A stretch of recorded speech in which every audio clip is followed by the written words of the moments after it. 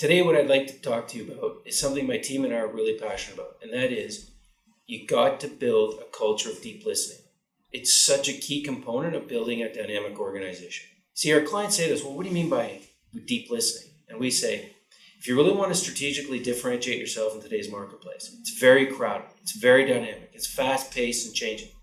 If you're not listening, you will not catch those opportunities. So there's three components we got to look at. We're only going to look at one today, but the three components of deep listening. First one is listening to self. And what I mean by that is, do you trust your intuition? See, so many senior leaders, they're making major decisions. We're buying, we're selling, we're hiring, we're firing, we're opening up new markets. And they say, well, I need more information, I need more time. But you don't get more time or information. So can you trust your intuition? That's one. Two, are you listening to your people? And three, have you developed a listening learning strategy to the marketplace? And what I mean by marketplace, your clients, your potential clients, and your non-clients. Non-clients meaning people that know you, but they'll never use you. So what I want to talk about, what is a deep listening learning strategy? Well, let me share with you a story. A couple weeks ago, I was in the bank doing some business, and the teller said, kind of a unique name. What does Awesome Journey do? I said, well, Awesome Journey is a company that specializes in awakening people to their leadership potential so that they can build dynamic organizations. Oh, that's cool. How do you do that? I said, well, we have three things we offer. One-on-one leadership coaching, leadership development training, and strategic planning. So then we had a slight conversation on strategic planning, and I asked him a question. I said, you're a teller, you're communicating with clients every day. I said, has your CEO ever sat down with all of the tellers in your company? I said, how many tellers in your bank? He says, in Calgary, in the Calgary area, he says about 100. I said, so you guys are getting all this information from clients every day. Has he ever sat down and said to you, what are you guys hearing and learning from our clients?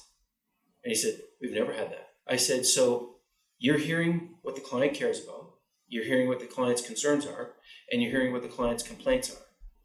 And he's never asking you that. So how can a CEO truly build a strategic plan that differentiates them and their organization in the marketplace if you're not listening to what the frontline people are hearing from the clients? He goes, wow, that's like revolutionary. I say, well, that's what most of my clients say when we ask. So how do you build a listening learning strategy such that you're getting quality information to be able to support your strategy, to be agile, to adjust, to learn, to innovate, to move your business forward? Because you don't want to wake up and be like a Blockbuster or wake up and be like a Smith Corona. Smith Corona in the 80s was doing north of $1 billion in typewriters a year. They had the first computer division out there. And their CEO said, it's losing money, shut it down. He wasn't listening. And 5 years later, Smith Corona went bankrupt. So how do you build a listening learning strategy to your organization? I say there's 5 components. First component is map your complete client service experience, right from the time they touch your organization, whether it's through social media or through reception, whatever, where that first touch point that they hear about your organization, to where they hire your organization, to where the project is finished and the last invoice is sent. Map that complete client service experience. 2 is figure out the key touch points of where we should be listening to our client in that total client service experience.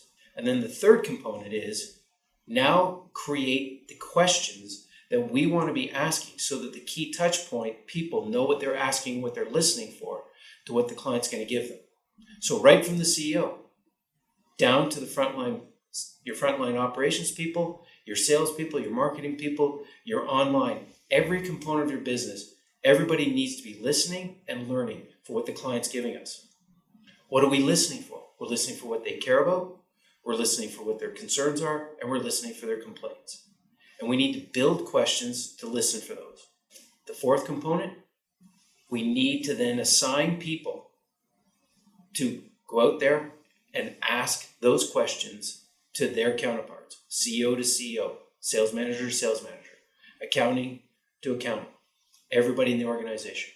And then the last component is we've got to build a listening, capturing strategy. Meaning, we've got to capture all that data so that we can turn it into information, so that we can start to spot trends and patterns of where the market's going, so that we can adjust and adapt, create new products and services, be innovative to bring it to the marketplace, such that we can continue to move forward and be a sustainable organization. So I challenge you, think seriously, take some time, and think about, do we really have a listening learning strategy in our organization such that we're listening to the market and bringing it in to our organization such that we can differentiate ourselves and allow our company to move forward? Thank you.